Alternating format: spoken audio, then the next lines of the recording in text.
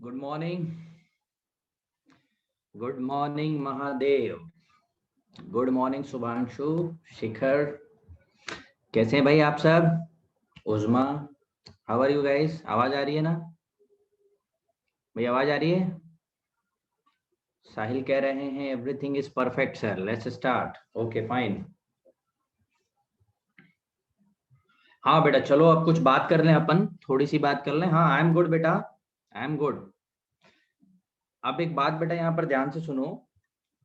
आप लोग देखो, अभी क्या हुआ है कि ज्यादा कुछ सिलेबस हुआ नहीं है। कोई भी टॉपिक पढ़े, अभी बहुत कम सिलेबस हुआ है, बहुत ज्यादा नहीं हुआ है। अभी से भी हम चाहें तो कोई भी चीज, अगर कहीं भी कोई भी प्रॉब्लम हो या कहीं दिक्कत हो, कोई भी टॉपिक में एक्स वाई जेड कोई भी हो, है ना? मेरा वीडियो शो नहीं हो रहा है? Thank you Saurabh. हो रहा है ना?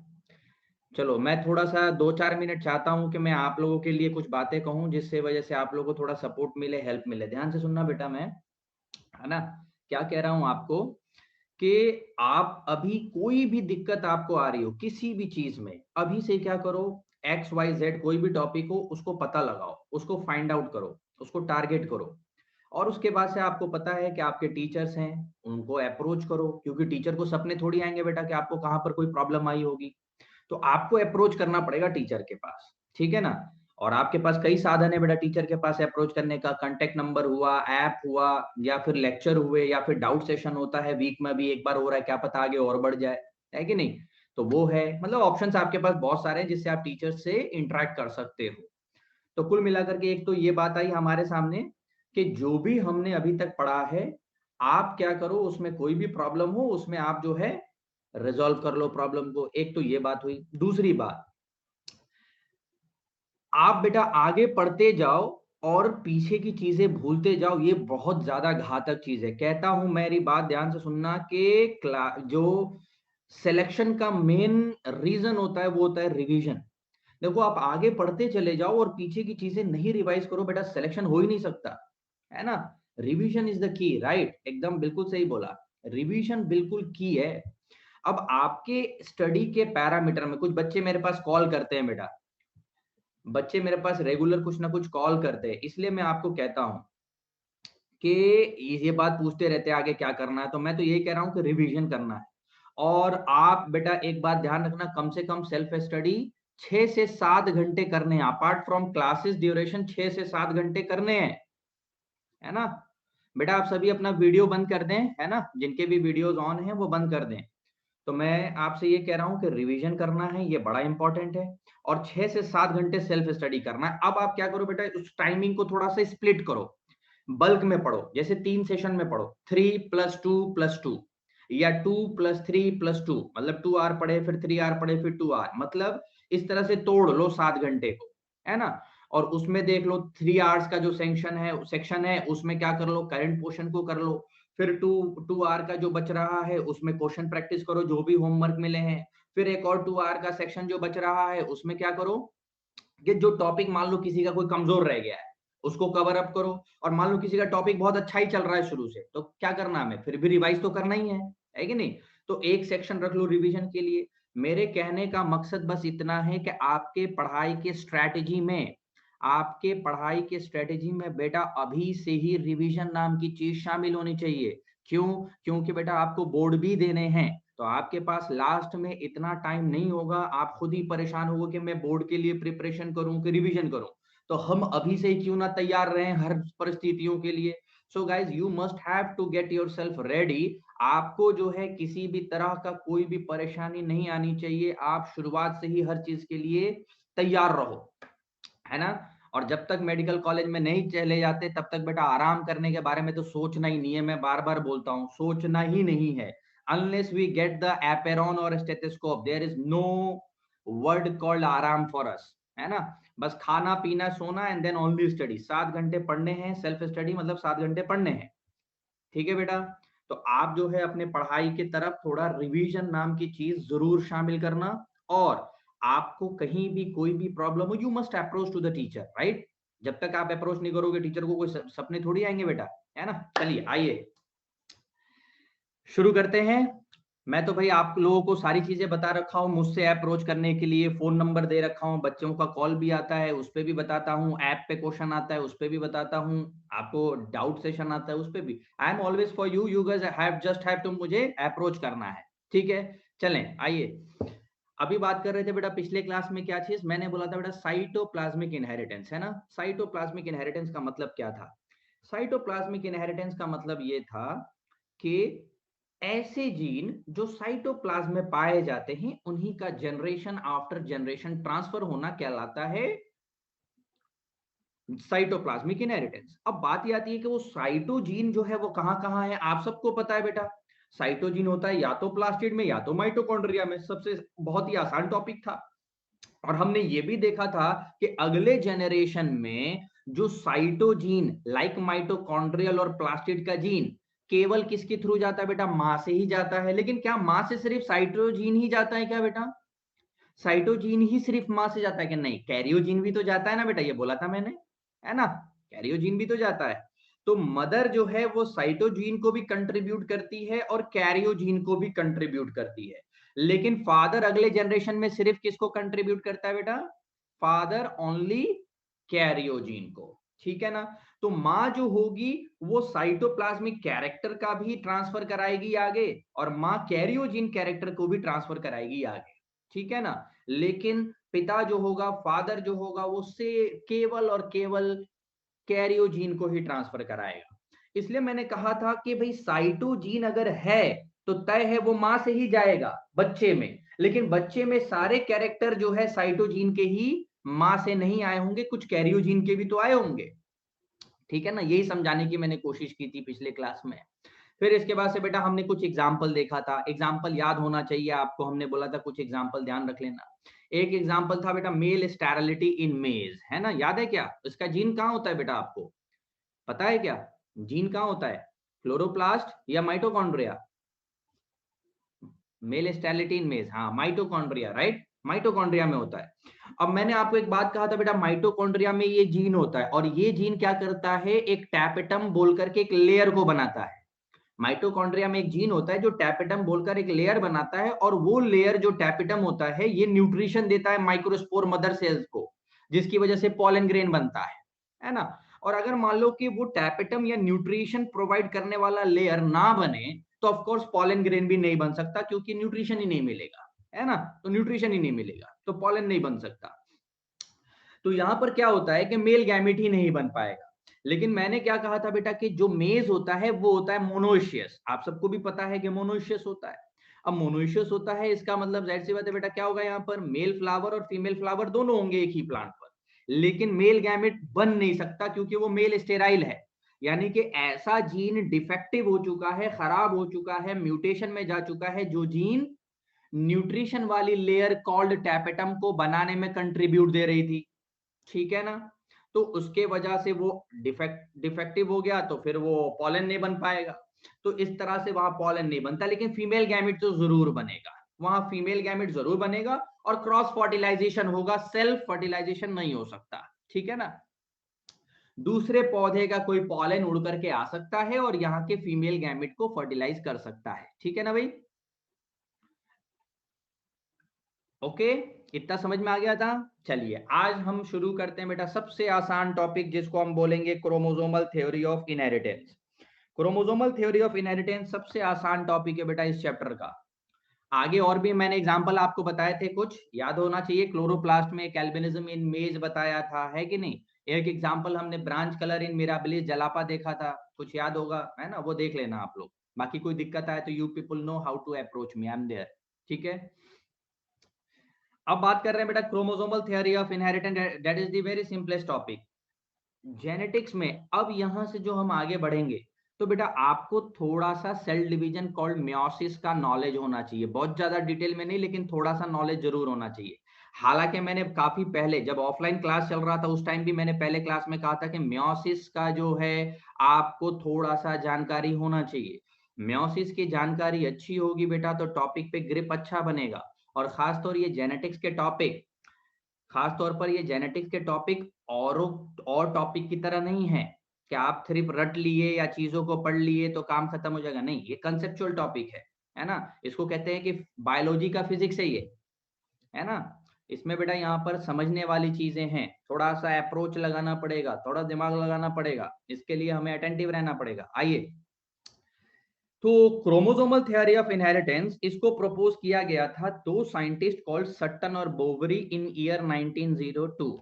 अब बात ये आती है, कुछ लिख रहे हैं, बेटा वीडियो ऑफ कर लें अपना, जिन भी बच्चों का भाई वीडियो जो है ऑन है बेटा बंद कर लें। अब कुछ बच्चे ये पूछ रहे हैं क्या हमें साइंटिस्ट का नाम याद करना है, तो फिर बात आती है कि बेटा मैंने आपको पहले भी कहा था कि जो साइंटिस्ट का नाम दिया हुआ है किसमें, एनसीईआरटी में, वो हमें जरूर पढ़ना है एनसीईआरटी में, और ये एनसीईआरटी में दिया हुआ है और ये एनसीईआरटी में है, इसका मतलब हमें याद करना है। सो डेट, ईयर और साइंटिस्ट, वो तो एनसीईआरटी का तो बेटा किसी से पूछना ही नहीं है कि भाई क्या ये पढ़े या ना पढ़े, एनसीईआरटी बाय डिफॉल्ट हमें हर कुछ पढ़ना है भाई, मैं पहले भी बता चुका हूं। तो ये चीजें एनसीईआरटी में दी हुई हैं, तो आपको याद करना है क्रोमोसोमल थ्योरी ऑफ इनहेरिटेंस, जो सटन और बोबरी ने 1902 में दिया था, 1902 में। अब बात ये आती है कि बेटा यहाँ पर आप सबको पता है कि 1900 के बाद मेंडल के वर्क के रिडिस्कवरी हुई थी, आप सबको पता है मेंडल के वर्क की रिडिस्कवरी राइट आफ्टर 1900 हुआ था, है ना, जो कि 3 साइंटिस्टों ने किया था, और वो तीनों साइंटिस्ट के नाम भी आपको याद रखने, जो मैंने कहा था ध्यान रखना, ठीक है ना। फिर उसके बाद जैसे ही ये मेंडल के वर्क की रीडिस्कवरी हुई, तो अब पूरे दुनिया में मेंडल के वर्क के चर्चा होने लग गया, और फिर लोग जो है वो मेंडल के वर्क से जानकारी प्राप्त करने लग गए कि हाँ मेंडल ने भी कुछ ना कुछ काम किया था, ऐसा किया था, और मेंडल कुछ फैक्टर के बारे में बोलते थे, ये भी लोगों को पता चलने लग गया, जो कि मेंडल जीन के लिए फैक्टर बोल करके चीज को यूज करते थे। लेकिन अभी तक राइट आफ्टर 1900 अभी तक किसी को नहीं पता था कि मेंडल जो फैक्टर कह रहे थे वो आखिर बना है तो किसका बना है, और वो है तो कहाँ है, किसी को नहीं पता था अभी तक। तो सबसे पहले सट्टन और बोवरी 1902 में इन्होंने अपना एक बहुत बड़ा कंट्रीब्यूशन दिया, एक बहुत बड़ा जो है राय दिया, विचार दिया, और वो राय या विचार क्या था, प्रपोजल क्या था, कि जो जीन, जो मेंडल के भाषा में फैक्टर था, वो कहीं ना कहीं क्रोमोसोम पर होना चाहिए। तो ये सट्टन और बोवरी का केवल इतना काम है कि इन्होंने क्या किया कि एक आइडिया दिया, एक प्रपोजल दिया कि the factor which Mendel was speaking of, that factor is supposedly present on the chromosome. उन्होंने ये अनुमान लगाया कि जो फैक्टर मेंडल कह रहे हैं वो क्रोमोसोम पर होना चाहिए। अब जाहिर सी बात है, ऐसी हवा में तो नहीं बोल दिया होगा सटन और बोबरी ने, कुछ ना कुछ दिमाग चलाया होगा, तभी तो ये कहा होगा कि हाँ वो फैक्टर जो है वो क्रोमोसोम पर होना चाहिए। अब मैं आपको वो समझाने की कोशिश करता हूं कि कार्ल कोरेंस ने किस तरह से सोचा और फिर पता लगाया कि जीन या फैक्टर, मेंडल के भाषा में फैक्टर, बाकी आज की डेट में हम जीन जानते हैं, वो क्रोमोसोम पर ही है। ये आखिर इन्होंने किस तरह से सोचा, आपको भी मैं सोचवाता हूं, आप जरा सोचें। सबसे पहली बात तो ये है कि अगले जनरेशन तक कोई भी कैरेक्टर पहुंचना है तो ऑफ कोर्स दोनों पेरेंट क्या कंट्रीब्यूट करेंगे। फर्स्ट लेक्चर में ये बात किया था मैंने, आप सबको ध्यान होगा, फर्स्ट लेक्चर में, वेरी फर्स्ट लेक्चर में, गैमिट, बहुत बढ़िया सौम्या, गैमिट कंट्रीब्यूट करते हैं ना, दोनों पेरेंट्स गैमिट कंट्रीब्यूट करते हैं। और इनको इतना पता चल चुका था सटन और बोवरी को कि भाई गैमिट फॉर्मेशन वाला प्रोसेस हमें समझना पड़ेगा, गैमिट फॉर्मेशन वाला प्रोसेस हमें समझना होगा।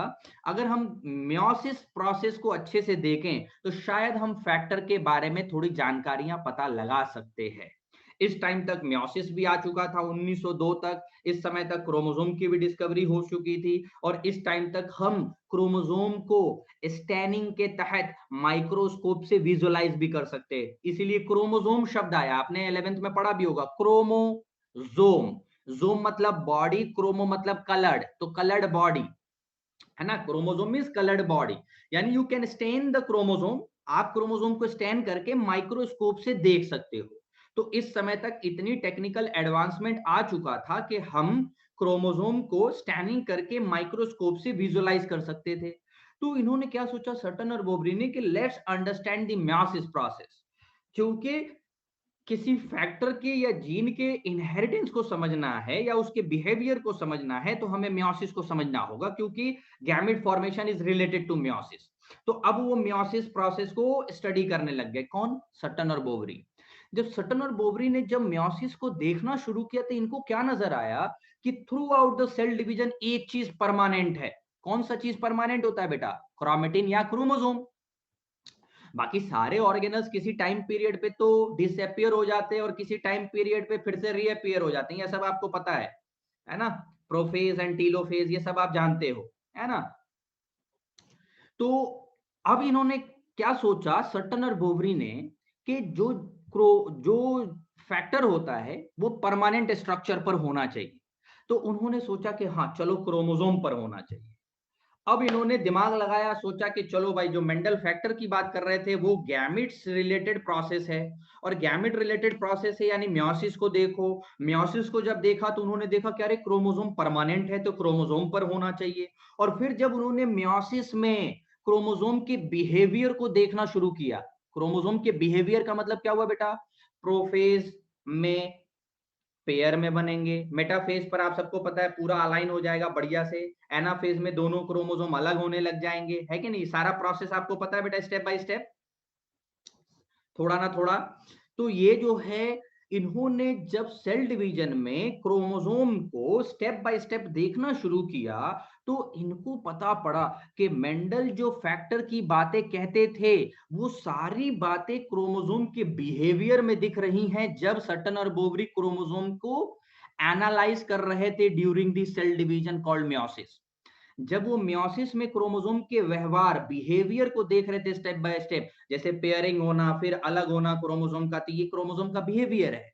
इसी तरह से मेंडल भी बातें कहते थे कि फैक्टर पेयर में होते हैं और फैक्टर भी अलग होते हैं, ये सारी बातें उनको क्रोमोसोम से जुड़ी हुई दिखी।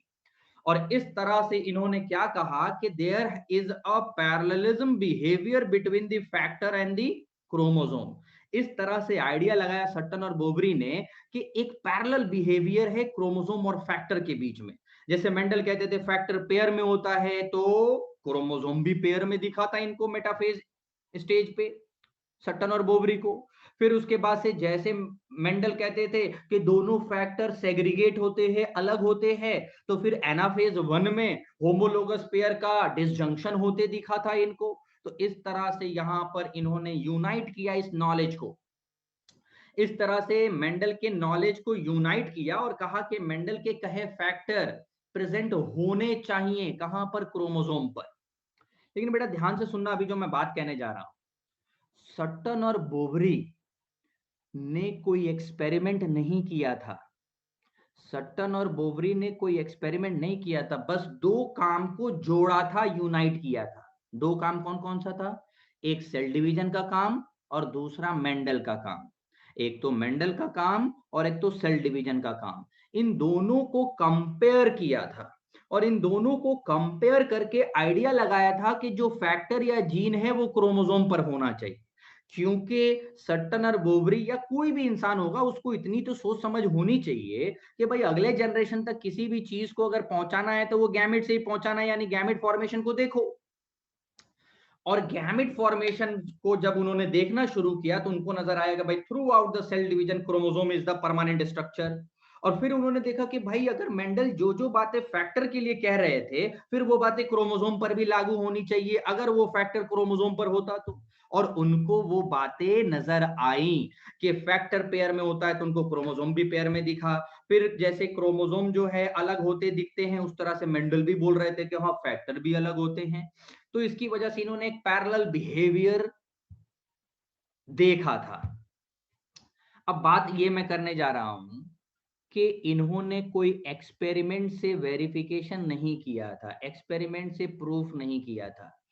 क्रोमोसोमल थ्योरी ऑफ इनहेरिटेंस का एक्सपेरिमेंटल प्रूफ मॉर्गन ने लाया था। जब मॉर्गन को पता पड़ा कि भाई ये सट्टन और बोवरी ये कह रहे हैं कि फैक्टर क्रोमोसोम पर ही होना चाहिए, ये इनका महज एक विचार था, एक प्रपोजल था, एक राय था सट्टन और बोवरी का। लेकिन बेटा साइंटिफिक वर्ल्ड में केवल विचारधारा से काम नहीं बनता, साइंटिफिक वर्ल्ड में प्रूफ की भी मैंडेटरी होती है कि नहीं? You people might have known, और आप सबको पता है क्योंकि आप सबके पास साइंटिफिक टेम्परामेंट है, you guys have scientific temperament. तो आपको पता है कि कोई भी चीज किसी के विचार से नहीं मानी जाती साइंस साइंटिफिक वर्ल्ड में, there has to be some proof, है ना, there has to be some proof. तो फिर जो है मॉर्गन ने सोचा कि चलो जरा सा जो सट्टन और बोबरी ये बात जो कह रहे हैं, एक आइडिया दे रहे हैं, एक विचार दे रहे हैं, तो इसको प्रूव किया जाए। और उसको प्रूव करके फिर उसके बाद से ये साबित किया मॉर्गन ने कि हाँ जीन जो है वो क्रोमोसोम पर ही होता होगा। मैं आपसे एक सवाल पूछता हूं, chromosomal theory of inheritance was proposed by, जल्दी नाम बताएं साइंटिस्ट का। Chromosomal theory of inheritance proposed by सट्टन and Boveri, ठीक है ना, सट्टन एंड बोवरी। फिर मैं आपसे बोलता हूं experimental verification of chromosomal theory of inheritance was given by Morgan. ध्यान रख लोगे, उलझोगे तो नहीं। एक्सपेरिमेंटल वेरिफिकेशन मॉर्गन ने दिया था और सट्टन और बोवरी ने केवल महज एक विचार अपना प्रस्तुत किया था, अपना सिर्फ एक प्रपोजल दिया था। ठीक है भाई, हाँ ये आगे है बेटा, मैं लिख दूंगा, आगे है, आगे है, आगे के स्लाइड में भी देखेंगे चीजें, अभी तो मैं अभी ऐसे ही आपको बता रहा हूं। ठीक है, कोई लिख रहा है कि सर आप लिख दो ये बात को, है ये स्लाइड में मेंशन है, अभी आगे आने वाला है। ठीक है ना, चलो अब जरा देखो, पढ़ो यहां पर। अब एक बात ध्यान से सुन लेना, मैं एक और बात बताने जा रहा हूं, रेस में क्वेश्चन होगा बेटा।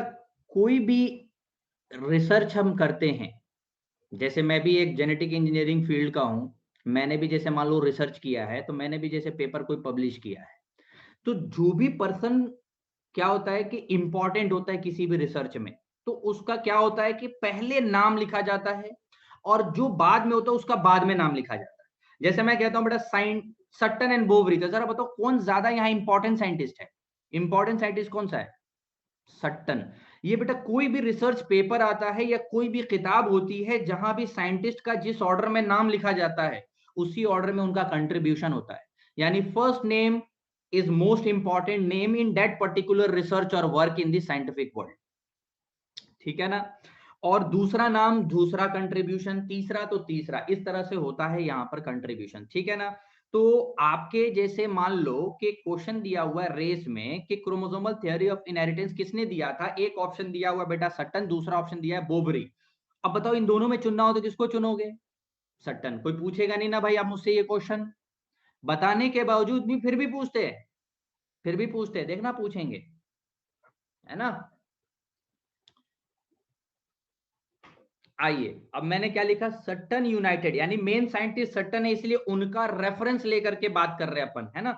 सट्टन united the knowledge of Mendel's principle factor with chromosomal behaviour during the meiosis and gave chromosomal theory of inheritance. आपको अभी मैंने पूरा थ्योरी समझाया कि सट्टन और बोवरी ने किस तरह से ये राय दिया, यूनाइट किया नॉलेज को कि फैक्टर जो है वो क्रोमोसोम के साथ जुड़ा होगा। मैंने आपको बताया क्योंकि इन्होंने सोचा कि रिलेट किया, कैसे सोचा कि भाई कोई भी कैरेक्टर का ट्रांसफर अगले जनरेशन में जो होता है वो ऑफ कोर्स दोनों पेरेंट गैमेट कंट्रीब्यूट करती हैं, तभी अगले जनरेशन का बर्थ होता है। तो सट्टन और बोबरी ने ये दिमाग लगा लिया था कि गैमेट फॉर्मेशन प्रोसेस से ज्यादा अच्छे तरीके से हमें फैक्टर या जीन की जानकारी प्राप्त होगी, और इसलिए उन्होंने gamete formation process called meiosis को विजुअलाइज करना शुरू किया माइक्रोस्कोप एंड स्टैनिंग टेक्निक से। जब माइक्रोस्कोप के उन्होंने बिहेवियर, माइक्रोस्कोप से क्रोमोसोम के जब इन्होंने बिहेवियर को नोट करना शुरू किया, तो इनको पता पड़ा कि अरे मेंडल जो बातें फैक्टर के लिए कहते थे वो बातें क्रोमोसोम के लिए भी दिख रही हैं। इसलिए इन्होंने अपना एक राय विचार दे दिया कि जीन या factor has to be on chromosome. फिर बाद में आए मॉर्गन, फिर मॉर्गन ने, क्योंकि साइंटिफिक वर्ल्ड में प्रूफ की भी बड़ी बहुत ज्यादा भूमिका है, तो फिर मॉर्गन ने जो है एक प्रूफ दिया, क्योंकि एक विचार को जेनेटिक्स में नहीं एक्सेप्टेबिलिटी है या साइंटिफिक वर्ल्ड में भी एक्सेप्टेबिलिटी नहीं है, तो इसका प्रूफ लाना बड़ा जरूरी था, जो मॉर्गन ने ड्रोसोफिला पर एक्सपेरिमेंट करके ये साबित किया, सिद्ध किया कि yes the gene has to be और must be present on the chromosome. अब इसके बाद से जरा आगे बढ़े अपन। According to this theory, chromosomal theory of inheritance के बेसिस पर, according to this theory behaviour of gene या फैक्टर इज सिमिलर या parallel to the behaviour of chromosome. ये कहा था सट्टन और बोबरी ने, दोनों ने नोट किया था कि क्रोमोसोम जिस तरह का बिहेवियर दिखा रहा है, जोड़े में क्रोमोसोम है तो फैक्टर भी जोड़े में है, क्रोमोसोम अलग हो रहा तो फैक्टर भी अलग हो रहा, इस तरह के बिहेवियर इनको पैरेलल दिखी थी जीन और क्रोमोसोम पर। ये बेटा एक एनसीईआरटी में पेज नंबर 82 पर एक कॉलम बनाया गया, कॉलम ए और कॉलम बी। आप देखें पेज नंबर 82 पे, ठीक है ना, पेज नंबर 82 पे। अगर आपके पास एनसीईआरटी है तो अगर आप चाहते हैं तो आप इसको ओपन कर सकते हैं। और मैंने फिर से कहा है कि जो जो डिफिकल्ट लाइनें हैं वो मैं एनसीईआरटी की आपको क्लास में ही बताऊंगा, और मैं पूरा मेहनत करने वाला हूं अभी, इसलिए ध्यान से सुनना, ठीक है ना। थोड़ा सा कॉम्प्लिकेटेड लाइन है, इसलिए बिल्कुल मुझे हाई कंसंट्रेशन चाहिए यहाँ पर। आइए अब जरा देखें बेटा, यहाँ पर कॉलम ए और कॉलम बी के नीचे नीचे कुछ लिखा हुआ है बेटा। अगर आप देखें, can you tell which of this column A और B represent chromosome and which represent gene. मतलब नीचे नीचे टेबल के नीचे लिखा हुआ, आपको ये लाइन लिख रहा होगा कि कैन यू टेल, यानी कॉलम ए या कॉलम बी में क्या आप कह सकते हैं कि कौन सा कॉलम जीन के लिए है, कौन सा कॉलम क्रोमोसोम के लिए है, ये आपको कह रहा है। और अगर आप पता लगा भी रहे हो तो कैसे पता लगाए हो ये भी आपको बताना है। अब मैं आपको चलता हूं समझाने, ठीक है बेटा, ध्यान से सुने। आप एक एक चीज समझाता हूं, इसकी मैक्सिमम बातें एनसीईआरटी पेज नंबर बताया ना बेटा, 82 पे है, पेज 82 एनसीईआरटी, ठीक है ना। बेटा वीडियोस ऑफ कर लें भाई, बेटा आप लोग वीडियोस क्यों नहीं ऑफ कर रहे हो भाई, वीडियोस ऑफ कर लें भाई बेटा, सभी वीडियोस ऑफ करें। आइए एक्सप्लेन करूं बेटा इस कॉलम को, सब लोगों का कंसंट्रेशन है मेरे साथ, क्योंकि समझने वाला है बेटा ये, आई नीड कंसंट्रेशन यार। चलिए आइए देखो बेटा, अब यहां पर लिखा हुआ है सबसे पहली बात, occurs in pairs, column A का first point, occur in pairs. अब आप मुझे बताओ कि कॉलम ए का फर्स्ट पॉइंट क्या बेटा जीन के लिए वैलिड है क्या? अकर इन पेयर्स क्या जीन के लिए वैलिड है? हाँ, आप सबको पता है कि जीन के लिए पेयर में होता है। आपको यह भी मालूम है, मैं यहां पर मेंडल की बात करूं,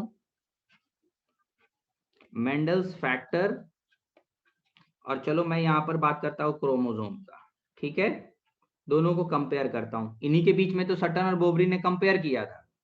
मेंडल ने भी बताया था, आपको याद होगा मेंडल का पहला पोस्टुलेट क्या था बेटा, मोनोहाइब्रिड बेसिस पर पहला पोस्टुलेट क्या था, पेयर्ड फैक्टर था ना।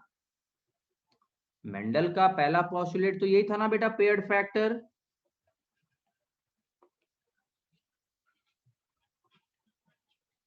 और आपने देखा भी था कि हर जीन जोड़े में होता है, कैपिटल टी जोड़े में है, स्मॉल टी जोड़े में है, कैपिटल टी स्मॉल टी जोड़े में है।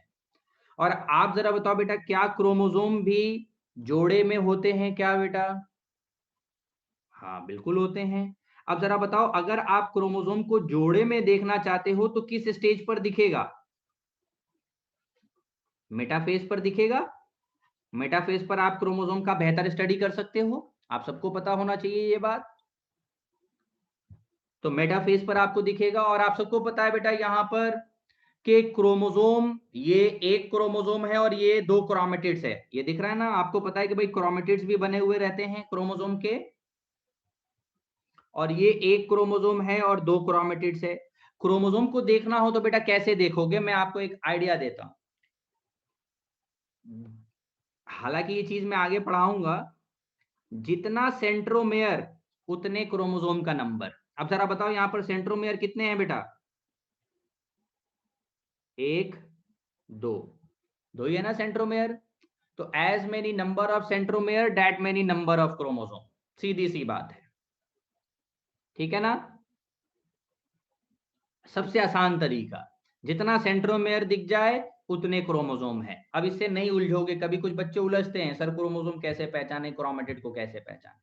तो सेंट्रोमेयर से क्रोमोसोम को पहचान लो, और उस क्रोमोसोम में जो दो निकले हुए दिखेंगे वो दो क्रोमेटिड हो जाएंगे, जैसे ये एक क्रोमेटिड है और ये दूसरा क्रोमेटिड है, ठीक है बेटा।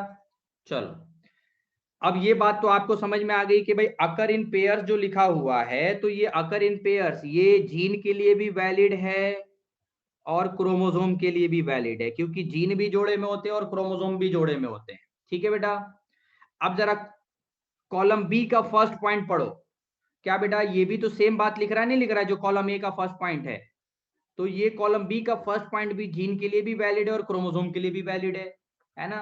तो कॉलम ए का first point is valid for gene as well as chromosome, column B का first point gene as well as chromosome दोनों के लिए वैलिड है। ठीक है ना? फर्स्ट पॉइंट में किसी को दिक्कत? कॉलम ए का फर्स्ट पॉइंट और कॉलम बी का फर्स्ट पॉइंट, कोई दिक्कत नहीं, बिल्कुल आसान सी बात है ना? चले अब दूसरे पॉइंट पर चल रहा हूं बेटा, ध्यान से सुनना। दूसरे पॉइंट पर अभी मैं बात कर रहा हूं कॉलम ए का दूसरा पॉइंट, फिर बात करूंगा कॉलम बी का दूसरा पॉइंट। एक एक करके समझते हैं अच्छे से। कॉलम ए का दूसरा पॉइंट क्या लिख रहा है भाई? कॉलम ए का दूसरा point, segregate at the time of gamete formation, gamete बनने के दौरान सेग्रीगेट होती है, such that only one of each pair is transmitted to a gamete, यानी कि हर जोड़े का केवल एक ही गैमिट में जाता है। अब बेटा आप सबको पता है कि हर जोड़े का एक ही तो गैमिट में जाता है, यही तो मेंडल भी कहते थे गैमिट फॉर्मेशन में सेग्रीगेशन के लिए। कैपिटल टी स्मॉल टी में से ये जोड़ा है, जोड़े का केवल एक ही तो गैमिट में जाएगा। यानी कि क्या कॉलम ए का दूसरा पॉइंट क्या बेटा ये जीन के लिए वैलिड है क्या? कॉलम ए का दूसरा पॉइंट क्या जीन के लिए वैलिड है? हाँ बिल्कुल वैलिड है। अब जरा क्रोमोसोम के लिए बात करते हैं। क्या बेटा ऐसा होता है क्या कि क्रोमोसोम भी हर जोड़े का केवल एक ही गैमिट में जाता है? क्या ऐसा होता है क्या? बिल्कुल, आप सबको पता है कि जैसे फैक्टर अलग होते हैं तो एनाफेज में आपको क्रोमोसोम अलग होते दिखेंगे एनाफेज 1 में, और जब पूरी मेयोसिस खत्म हो जाएगी, जब पूरी मेयोसिस खत्म हो जाएगी तो गैमिट में तो केवल एक ही क्रोमोसोम जाता है ना। यानी कि क्या कॉलम 2 का दूसरा पॉइंट क्रोमोसोम के लिए भी वैलिड होगा, नहीं होगा बेटा? होगा ना? तो कॉलम ए का दूसरा पॉइंट भी क्लियर है कि कॉलम ए का दूसरा point gene as well as chromosome दोनों के लिए वैलिड है। ठीक है?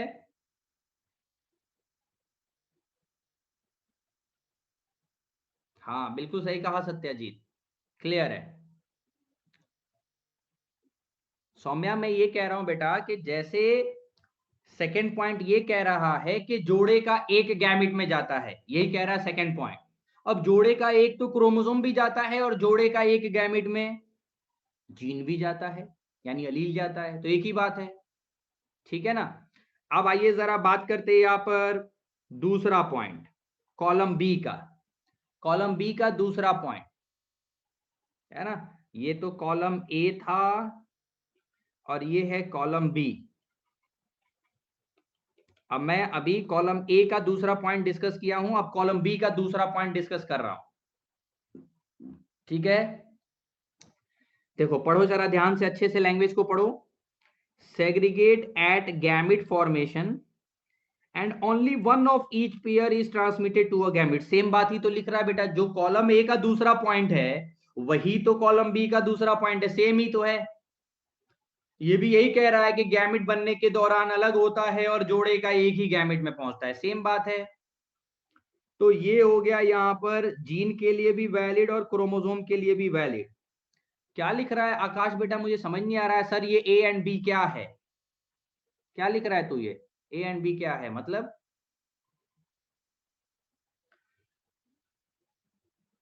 कॉलम है भाई, कॉलम ए है ये और ये कॉलम बी है, दो कॉलम दिए हुए हैं और हमें ये बताना है कि कौन सा स्टेटमेंट किसके लिए सही है।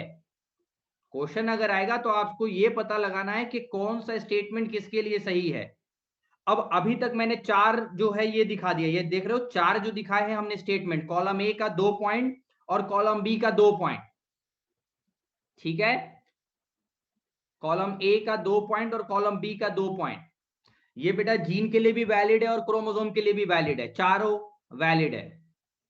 डिफरेंस कहां आएगा? वो आएगा बेटा तीसरे पॉइंट में। ये देखो ध्यान से सुनना, तीसरे पॉइंट में डिफरेंस आएगा। तीसरे पॉइंट में, तीसरे पॉइंट में ध्यान से देखें, capital R small R, capital Y small Y, capital Y small Y. बेटा मेंडल ने इंडिपेंडेंट असॉर्टमेंट क्या कहा था?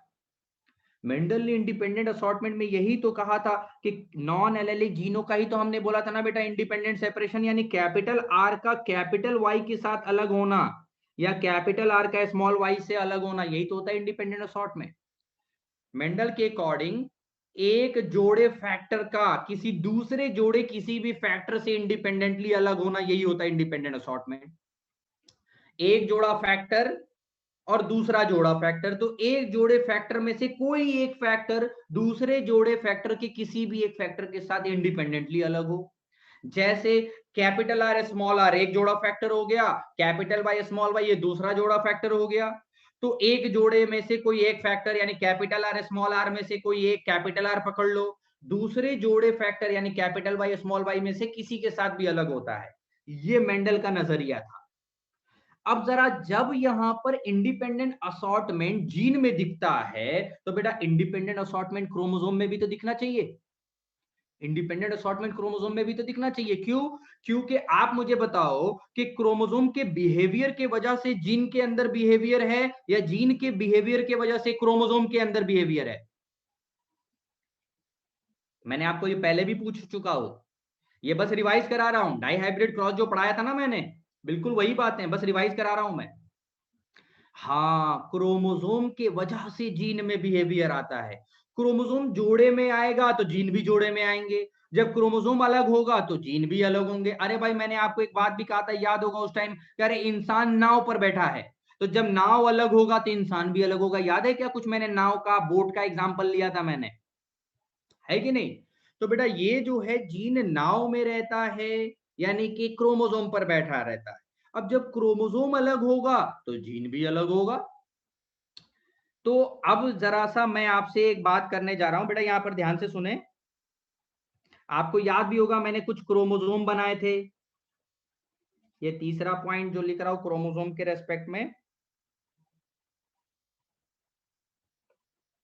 ये मान लो एक जोड़ा क्रोमोसोम,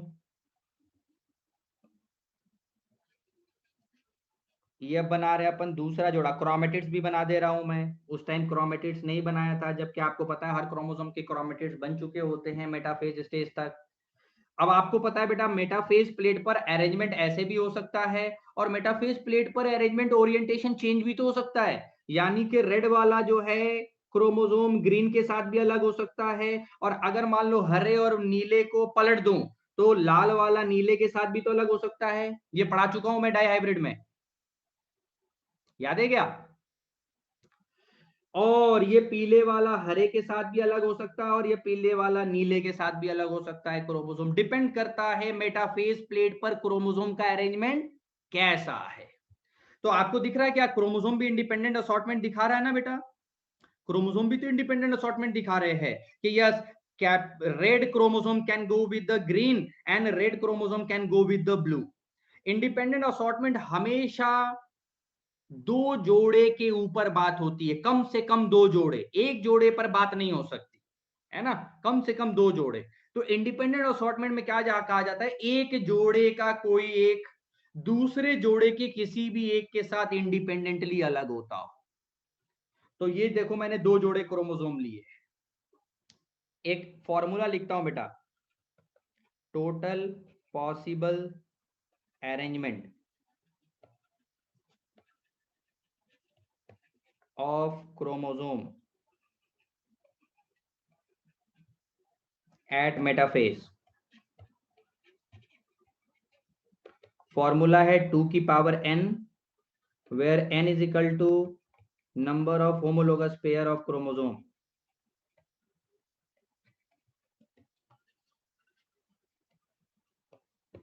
है ना? अब जरा यहां पर पढ़ लो भाई, दो जोड़े क्रोमोसोम लिया है ना मैंने, दो जोड़े क्रोमोसोम, तो दो जोड़े क्रोमोसोम, तो आप यहां पर n की जगह पे 2 रख लोगे तो टोटल 4 पॉसिबल अरेंजमेंट हो जाएगा। ठीक है ना?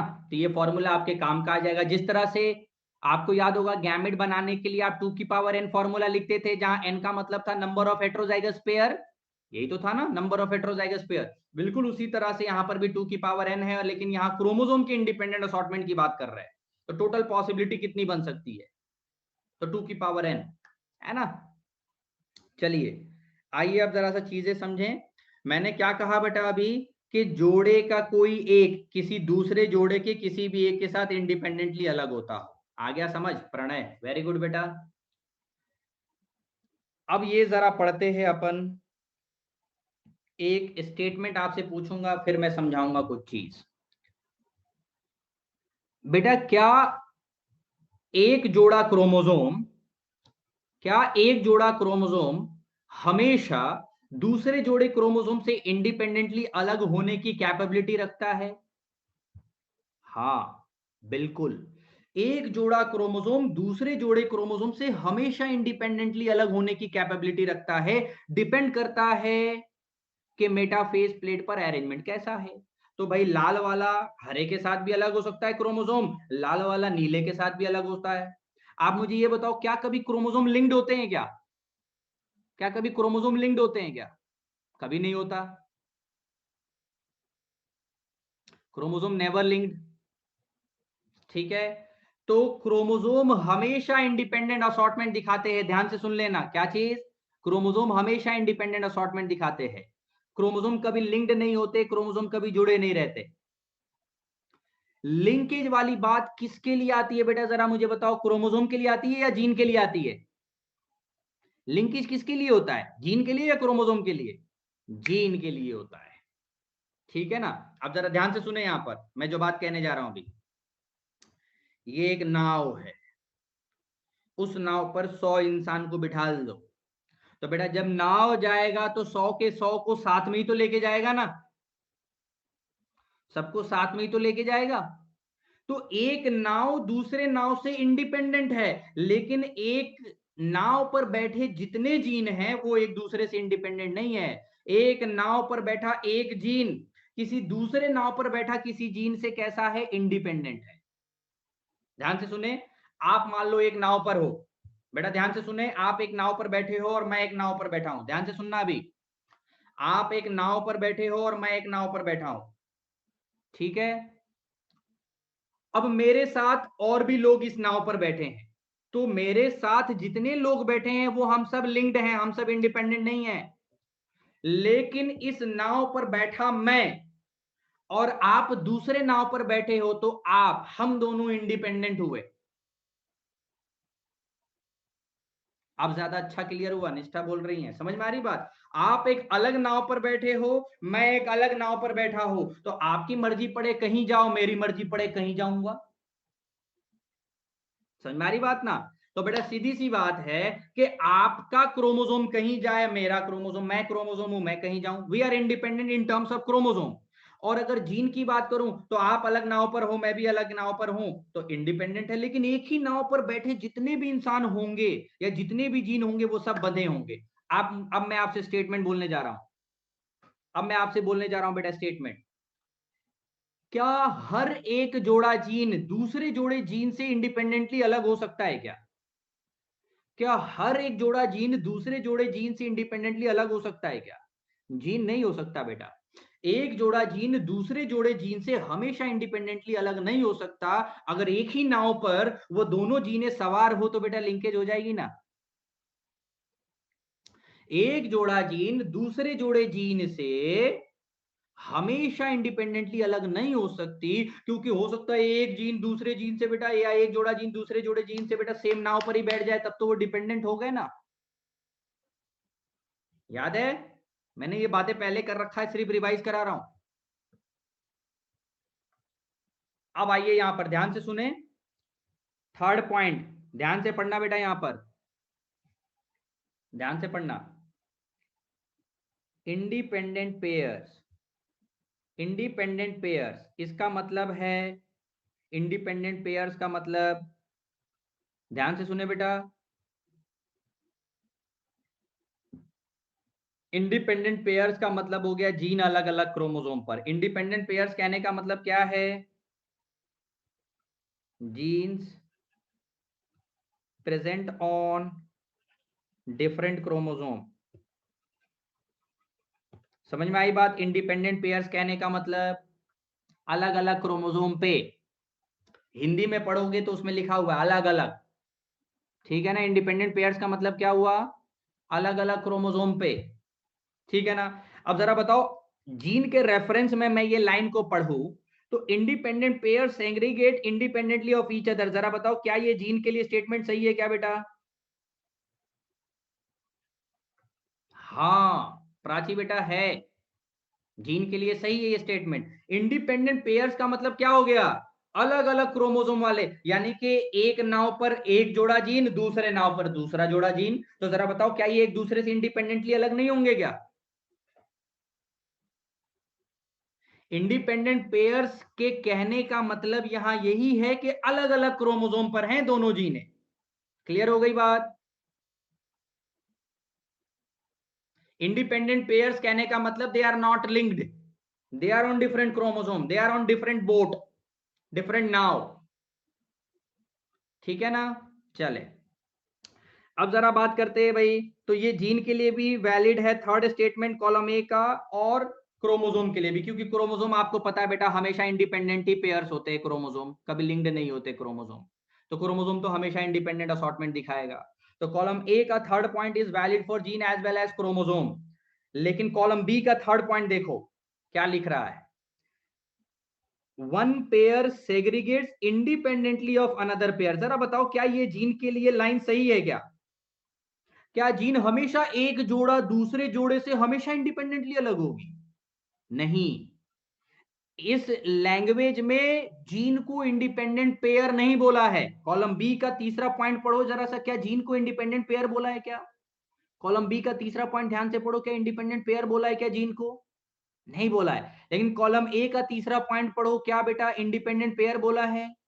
कॉलम ए का तीसरा पॉइंट, कॉलम ए के तीसरे पॉइंट में इंडिपेंडेंट पेयर्स कहा गया है, लेकिन कॉलम बी का तीसरा पॉइंट में इंडिपेंडेंट पेयर्स जीन को नहीं कहा गया है। ये कहा जा रहा है कॉलम बी का तीसरा पॉइंट, एक जोड़ा दूसरे जोड़े से इंडिपेंडेंटली अलग होता है, जबकि आप सबको पता है कि एक जोड़ा जीन दूसरे जोड़े जीन से हमेशा इंडिपेंडेंटली अलग नहीं हो सकता अगर वो सेम नाव पर बैठा हो तो। इसलिए ये थर्ड पॉइंट जो है बेटा यहां पर मैं क्या कहता हूं कि क्रोमोसोम के लिए, ध्यान से देखें यहां पर, ये थर्ड पॉइंट जो है ये क्रोमोसोम के लिए तो वैलिड है, लेकिन लिंक्ड जीन के लिए वैलिड नहीं है, लेकिन लिंक्ड जीन के लिए वैलिड नहीं है। बात समझ में आई यहां पर? तो अब यहां पर क्या हुआ ध्यान से सुने, पहले मैं आपको थ्योरी अभी थोड़ा सा क्लब करूंगा, समराइज करूंगा, लेकिन उससे पहले पहले ये बताओ ये सारे स्टेटमेंट्स क्लियर हो गए? सारे स्टेटमेंट्स क्लियर हो गए? आ गया सत्यजीत, वेरी गुड, बहुत बढ़िया। दिव्यांश, उज्जवल, श्रद्धा, दिव्यांश, सृष्टि, प्रियांशु, लास्ट वाला बता दूं, नेहा बोल रही हैं, ठीक है अभी लास्ट वाला बता देता हूं, प्रियांशु बहुत बढ़िया, विशेष वेरी गुड, वैभव वेरी गुड, यानी मैक्सिमम लोगों को समझ में आ गया है। शिखर क्लियर, बहुत बढ़िया। कृष्ण भयंकर बढ़िया है बे, समझ में आया भयंकर बढ़िया क्या होता है? हाँ आजा भाई, एक बार और मैं रिकॉल करा दूं। एग्जाम्पल में बोट इज क्रोमोसोम, है ना, इंसान इज फॉर जीन, है ना, मैं ये एक रिलेट करके बात कर रहा था। बोट का मतलब क्या हुआ बेटा? बोट का मतलब, नाव का मतलब क्रोमोसोम, इंसान का मतलब हो गया जीन, ठीक है ना?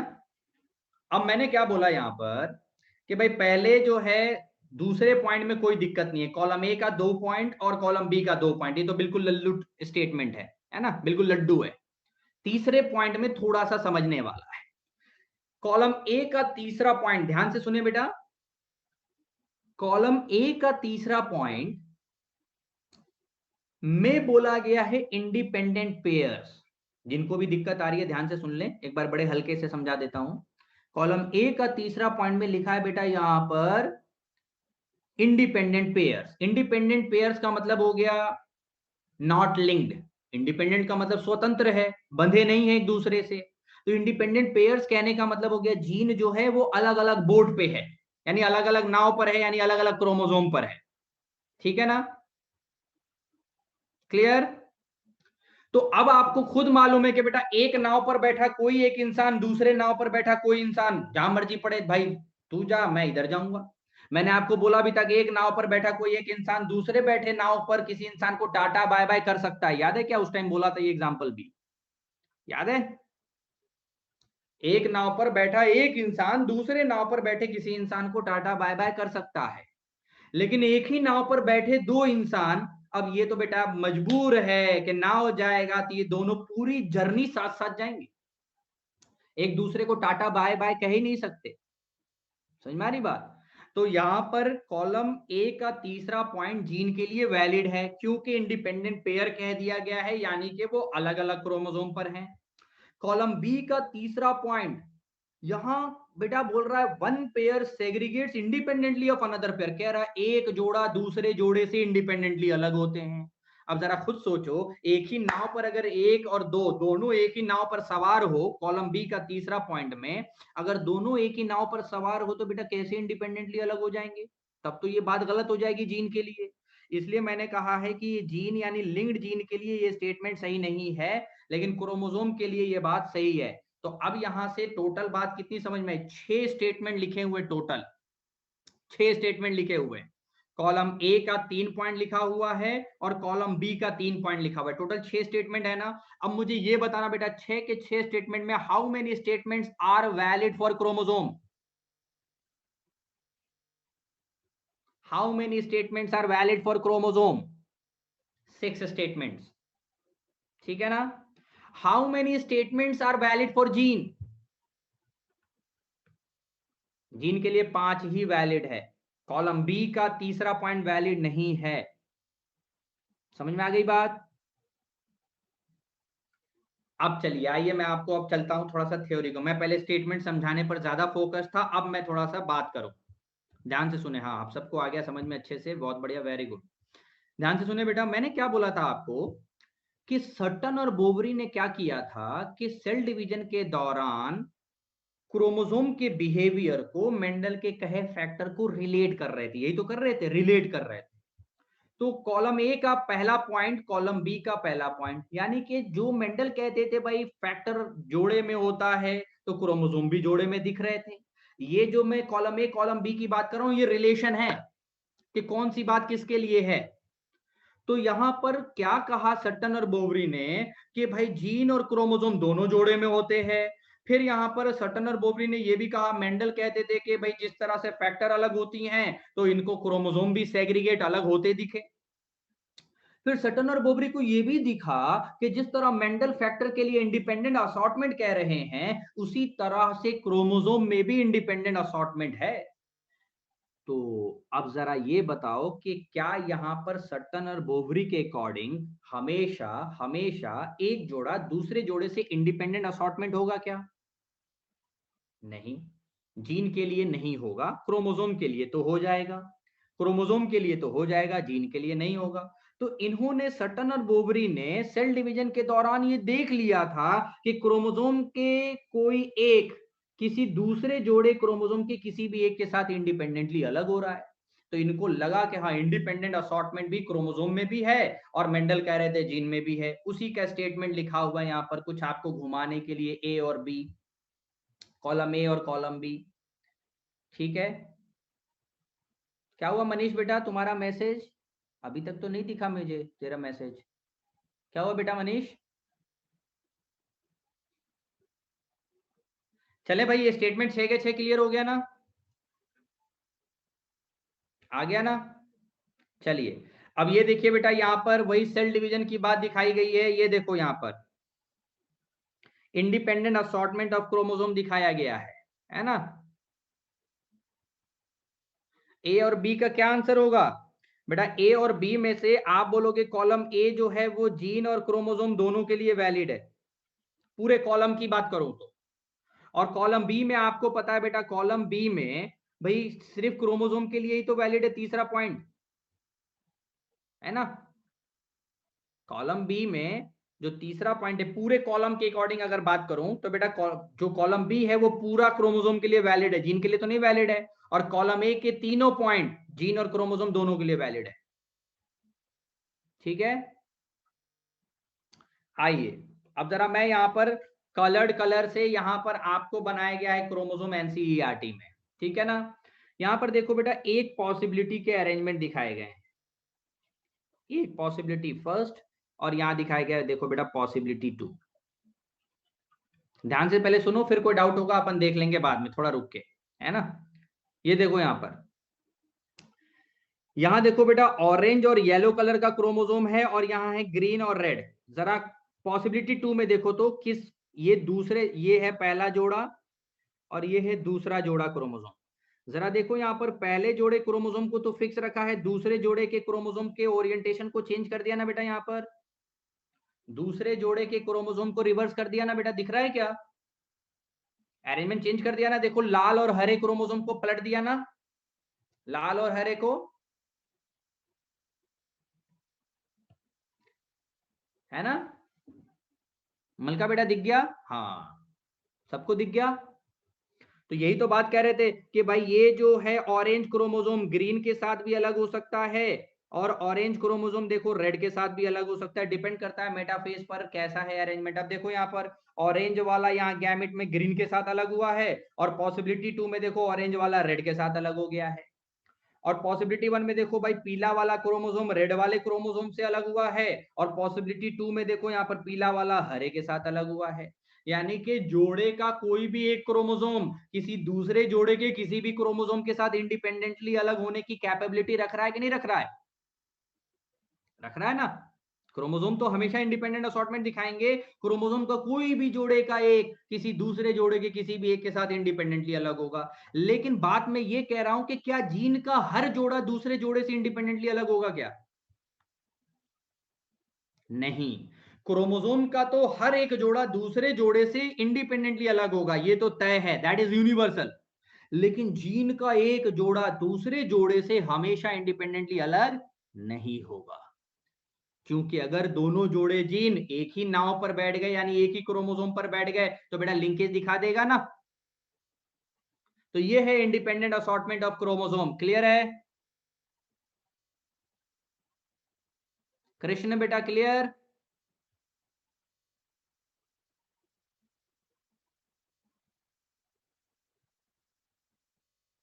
क्लियर है, क्लियर है, क्लियर है, यस सर क्लियर है, very good very good very good, सबको आ गया। मनदीप बहुत बढ़िया। नोट्स में ये बनाना है क्या सर, नहीं नहीं, नोट्स में क्या बनाओगे इसको, बस थोड़ा सा डाई हाइब्रिड क्रॉस में आपने अलग अलग कलर से बना लिया था ना क्रोमोसोम, मैंने डाई हाइब्रिड में दो पॉसिबिलिटी दिखा दिया था ना, एक लिंकेज का और ऐसे एक क्रोमोसोम का। डाई हाइब्रिड क्रॉस जब आपने पढ़ा था वहां मैंने बनवाया था, आज सिर्फ रिवाइज ही कराया है मैंने, कोई नई बात नहीं बताया बेटा। जो डाई हाइब्रिड क्रॉस में मैंने आपको बताया था ना, वही वाली बात है, ठीक है ना। उसको मैं चाहता तो वहां नहीं बताता, ये चीज मैं यहाँ बताता, लेकिन मैं जानबूझ करके दो दो बार बताता हूँ, तीन तीन बार बताता हूँ कि चल भाई एक जगह नहीं समझ में आया हुआ तो दूसरी जगह तो समझोगे, दूसरी जगह नहीं समझोगे तो तीसरी जगह तो समझोगे, इसलिए मैं शुरुआत से ही बताता आता हूँ, ठीक है ना। अब बात ये आती है कि अब जो है मॉर्गन क्या कह रहे थे, ध्यान से सुने बेटा, यहाँ पर ध्यान से सुने बेटा, थैंक यू थैंक यू। यहाँ पर ध्यान से सुने बेटा, मैंने क्या कहा, मॉर्गन ने जो है ये कहा कि भाई सट्टन और बोवरी ये कह रहे हैं, सट्टन और बोवरी ये कह रहे हैं कि जीन और क्रोमोसोम के बीच में हमेशा पैरेललिज्म है। फिर मॉर्गन आकर के कहते हैं कि क्या जीन और क्रोमोसोम में हमेशा पैरेललिज्म होगा क्या। सट्टन और बोवरी तो ये कह रहे थे कि जीन और क्रोमोसोम में हमेशा पैरेलल बिहेवियर है, लेकिन मॉर्गन आकर के क्या ये कहेंगे क्या कि जीन और क्रोमोसोम में हमेशा पैरेलल बिहेवियर है, नहीं। तीसरे पॉइंट पर मॉर्गन सहमत नहीं होंगे, क्योंकि सट्टन और बोवरी कह रहे थे कि जीन और क्रोमोसोम इंडिपेंडेंट असॉर्टमेंट करते हैं, लेकिन यहां पर क्या कह दिया, यहां पर मॉर्गन ने कह दिया कि भाई साहब जीन तो इंडिपेंडेंट असॉर्टमेंट हर वक्त नहीं दिखा सकता, लेकिन क्रोमोसोम दिखा सकता है। समझ में आ रही बात। तो मॉर्गन के अनुसार जीन और क्रोमोसोम हमेशा पैरेलल बिहेवियर नहीं दिखाता है, सट्टन और बोवरी के अनुसार जीन और क्रोमोसोम हमेशा पैरेलल बिहेवियर दिखाते हैं। क्यों, क्योंकि लिंकेज के खोजकर्ता, लिंकेज के discoverer, who was it, who was the discoverer of the linkage, morgan, morgan was the discoverer of the linkage, and when morgan came he told कि Sutton and Boveri is telling कि whatever the behavior in the chromosome is present, the similar behavior is present in the gene. क्या ये बात सही है क्या कि जो बिहेवियर क्रोमोसोम में है वही बिहेवियर जीन में है?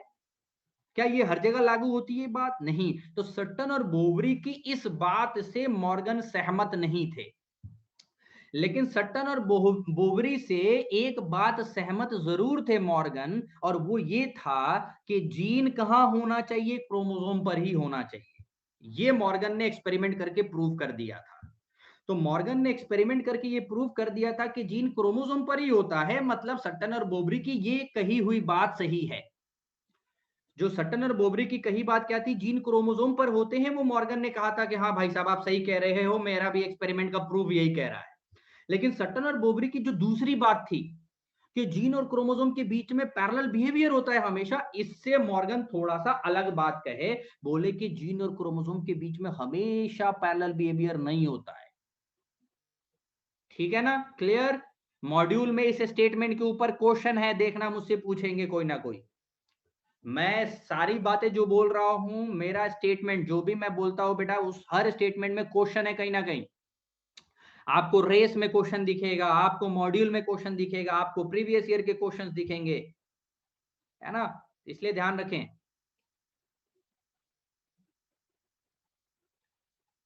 अच्छा, ये फिगर नहीं समझ आया चिन्मय बेटा तुझे? भाई फिगर में बस इतना दिखाया गया है कि ये देख, ऑरेंज वाला क्रोमोसोम ग्रीन वाले से अलग हो रहा है, और यहां देख ऑरेंज वाला क्रोमोसोम रेड वाले के साथ अलग हो रहा है। समझ में आ रही बात?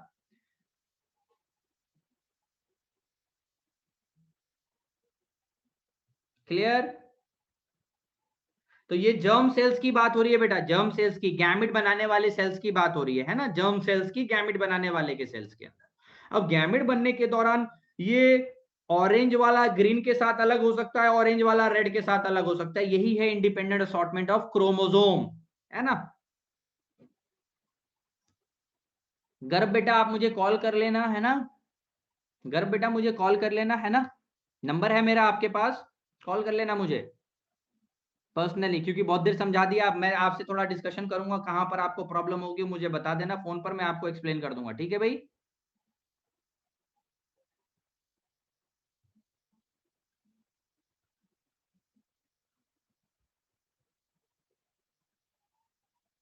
अभी तो कुछ पढ़ाया ही नहीं भाई मैंने तो, खाली एक ही चीज सिखाया है। क्या सिखाया है? एक ही चीज सिखाया है कि भाई इंडिपेंडेंट असॉर्टमेंट क्रोमोसोम शो करती है, यानी एक जोड़े क्रोमोसोम का दूसरे जोड़े क्रोमोसोम से इंडिपेंडेंटली अलग होना होता है। जीन का एक जोड़े का दूसरे जोड़े से नहीं होता। ठीक है ना? अब मेरे पास टाइम भी कम है बेटा, है ना? थोड़ा पीछे चल रहे अपन। आइए अब chromosomal theory of inheritance. Chromosomal theory of inheritance का एक्सपेरिमेंटल वेरिफिकेशन आप सबको पता है, टीएच मॉर्गन ने दिया था। ये टीएच मॉर्गन का फोटो है, ठीक है? ही performed experiment on Drosophila. Drosophila आप सबको पता है, ड्रोसोफिला पर इन्होंने एक्सपेरिमेंट किया था। अब बेटा एक ध्यान से देखें, जो मेल ड्रोसोफिला है ये छोटा होता है, और जो फीमेल ड्रोसोफिला है ये साइज में बड़ी है। दिख रहा है ना? हाउस फ्लाई या फ्रूट फ्लाई कहते हैं, हाउस फ्लाई नहीं, fruit fly. It's a fruit fly. जो जूस की दुकान पर आप देखते हो ना, फलों की दुकान पर जो बड़ी बड़ी मक्खियां भिन भिन आती हैं, वही है ड्रोसोफिला। ठीक है ना? फ्रूट फ्लाई जो जूस की दुकान पे दिखते हैं आपको। तो ये जो मेल होता है बेटा वो छोटे साइज का होता है, और फीमेल बड़ी साइज की होती है। ध्यान रखना, यहां से क्वेश्चन बनते हैं, और ये डायग्राम एनसीईआरटी में भी दिया हुआ है, ये एनसीईआरटी में भी दिया हुआ है फोटो। आगे देखें कि why did Morgan select Drosophila for experiment. Morgan ने ड्रोसोफिला को एक्सपेरिमेंट के लिए क्यों सेलेक्ट किया था? आगे आ जाए यहां पर। They could be grown on simple synthetic medium, ripe banana in laboratory. देखो बेटा, इनको आसानी से ग्रो कराना बड़ा आसान है, ठीक है? यहां पर सिंपल सिंथेटिक मीडियम मतलब आप इसको आर्टिफिशियली ग्रो करा सकते हो, तो इसको ग्रो कराना बड़ा आसान है। जिस तरह से मेंडल के सफलता का रीजन था ना बेटा, पाइसम सटाइवम पर काम किया था तो मेंडल को सफलता मिली थी ना, तो उसमें मेंडल के सफलता का एक रीजन था कि वो आसानी से पौधे को उगा सकते थे, ज्यादा देखभाल की जरूरत नहीं थी। उसी तरह से यहां पर मॉर्गन को भी सफलता मिली थी, और वो मॉर्गन को सफलता मिली थी या फिर ड्रोसोफिला उनके एक्सपेरिमेंट के लिए एक अच्छा मॉडल बना था, क्योंकि उसको वह बड़े आसानी से ग्रो करा सकते हैं। सिंपल सिंथेटिक मीडियम यानी आर्टिफिशियल मीडियम में भी ग्रो करा सकते हैं, और राइपेंड बनाना में भी ग्रो करा सकते हैं। राइपेंड बनाना मतलब पके हुए केले पर इसको ग्रो कराना आसान होता है ना। राइप बनाना मीन्स पके हुए केले की बात हो रही है। दूसरे बात कर रहे, they complete their life cycle in about 2 weeks. अब जरा खुद सोचो कि लाइफ साइकिल अगर कम होगा तो बहुत ज्यादा प्रोजेनी पर स्टडी हो जाएगी, जैसे लाइफ साइकिल पाइसम सटाइपम में छोटा था उस तरह यहां भी है, ठीक है ना। A single mating could produce a large number of progeny. अब जरा खुद सोचो बेटा यहां पर कि अगर बहुत ही कम प्रोजेनी आती तो जो आप 3:1 का रेशियो पहले बोल रहे थे वो बातें बोल पाओगे क्या? यहां नहीं बोल पाओगे ना। 3:1 या जो भी प्रोबेबिलिटी के रेशियो होते हैं बेटा, आप सबको पता है कि सैंपल साइज जितना बड़ा होगा आपके रिजल्ट उतने ऑथेंटिक आएंगे, और सैंपल साइज जितना छोटा होगा आपको एरर के चांसेस उतनी बढ़ती चली जाएगी। ग्रो मतलब हो गया बेटा आप उसको बर्थ कराओगे, उगाओगे। ग्रो मतलब उगाना, ठीक है ना। यानी ग्रो कराने का मतलब यहां संख्या से है, नंबर बढ़ाने से है। ड्रोसोफिला के नंबर बढ़ाने से है यहां पर। पालना पोसना, हाँ सही बोल रहे हो सत्यजीत, ये भी बोल सकते हैं। लाइफ साइकिल शॉर्ट होगा तो बेटा आप क्या कर सकते हो, बहुत बार जनरेशन की स्टडी कर सकते हो ना सौम्या, कई जनरेशन को जल्दी जल्दी स्टडी कर सकते हो ना। चलो, there is a clear differentiation of the sex, male और फीमेल। यहां पर क्लियर डिफरेंशिएशन है बेटा, कौन मेल होगा और कौन फीमेल होगा, बहुत ही आराम से यहां डिफरेंशिएट कर सकते हो। अब सेक्स लिंकेज की डिस्कवरी किसने की थी, ध्यान से सुनो यहां पर। सेक्स लिंकेज की डिस्कवरी मॉर्गन ने की थी, और उन्होंने किस तरह से डिस्कवरी की थी बेटा। अब जरा खुद सोचो कि कोई भी एक प्रोजेनी बर्थ लेगा या ऑफस्प्रिंग बर्थ लेगा, तो उसमें ट्रेट मां से आया है या पिता से आया है, ये तभी तो पता पड़ पाएगा कि पहले आप देख करके ये पता पाओ कि कौन मेल है कौन फीमेल है कि नहीं। भाई अगर फादर मदर को खाली आप अपने नेकेड आई से डिफरेंशिएट कर पा रहे हो कि ये फादर है ये मदर है, तभी तो बच्चे के अंदर बोलोगे कि अच्छा ये जो ट्रेट आया है वो फादर से आया या मदर से आया है कि नहीं। तो मॉर्गन को सेक्स लिंकेज खोजने में सहायता इसलिए हुई थी क्योंकि यहां मेल और फीमेल को इजीली डिफरेंशिएट कर सकते हैं। जो आपको पता है मेल छोटे होते, फीमेल बड़े साइज के।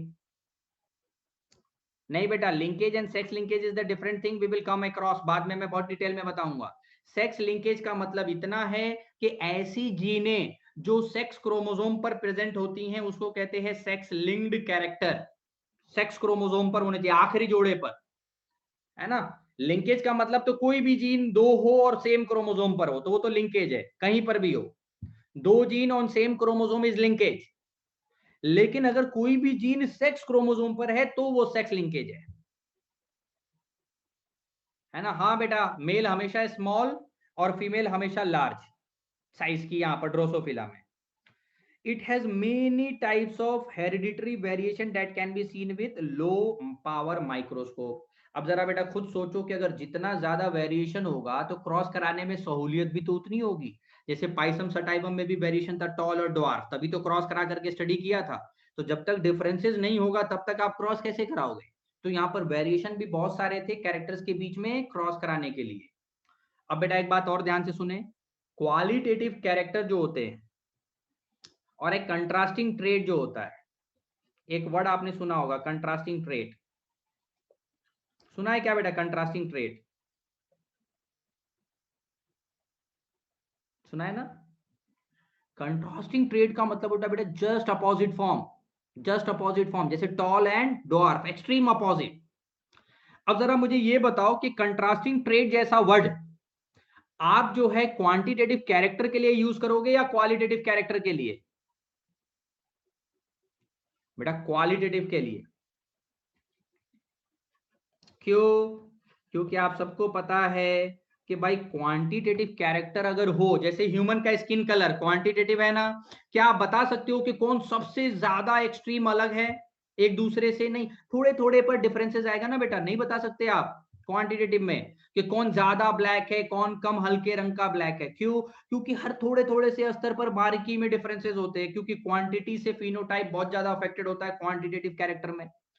इसीलिए एक्सट्रीम डिफरेंशिएशन, मतलब ये टॉल है, ये डॉर्फ है, अपने आंख से देखकर क्या बता पाओ, ये क्वालिटेटिव कैरेक्टर में हो पाता है। और बेटा यहां पर भी बहुत सारे कैरेक्टर के वेरिएशन प्रेजेंट थे, और वो भी कैरेक्टर के वेरिएशन यहां पर क्वालिटेटिव वाले भी थे।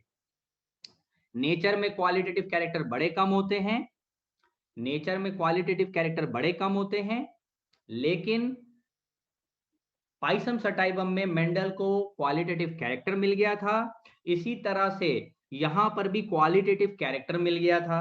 किसको? मॉर्गन को। क्वालिटेटिव कैरेक्टर किसमें? ड्रोसोफिला में, है ना, ड्रोसोफिला में।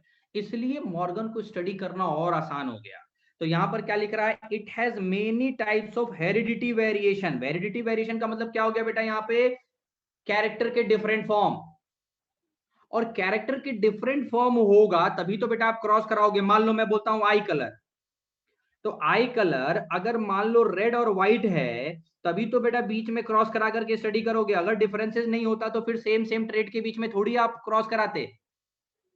डिफरेंट फॉर्म होना जरूरी है ना, तभी तो आप क्रॉस करा करके स्टडी करोगे। और वो different form, exactly different form यानी कंट्रास्टिंग ट्रेट किस में देख सकते हो? क्वांटिटेटिव कैरेक्टर में या क्वालिटेटिव कैरेक्टर में? एकदम डिफरेंट फॉर्म या कंट्रास्टिंग ट्रेट कहां देख सकते हो? क्वालिटेटिव कैरेक्टर में आसानी से बेटा एक्सट्रीम फॉर्म या डिफरेंट फॉर्म को पहचाना जा सकता है। क्वांटिटेटिव कैरेक्टर में एक्सट्रीम डिफरेंट फॉर्म को पहचानने में तकलीफ आती है। क्यों? क्योंकि हर थोड़े थोड़े से स्तर पर बदलाव नजर आएगी। ये कंटिन्यूअस वेरिएशन देखने को मिलेगा क्वांटिटेटिव कैरेक्टर में। ठीक है। It has less number of chromosome. अब जरा बताओ बेटा, यहां पर क्रोमोसोम का नंबर कितना है? 8 है, यानी 4 पेयर, 4 पेयर, 4 जोड़े क्रोमोसोम।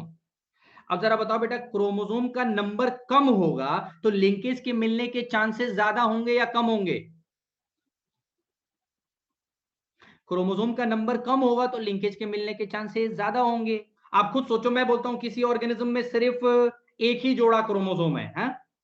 किसी ऑर्गेनिज्म में एक ही जोड़े क्रोमोसोम है, तो बताओ सिर्फ लिंकेज ही मिलेगा ना, कभी इंडिपेंडेंट असॉर्टमेंट मिल सकता है क्या?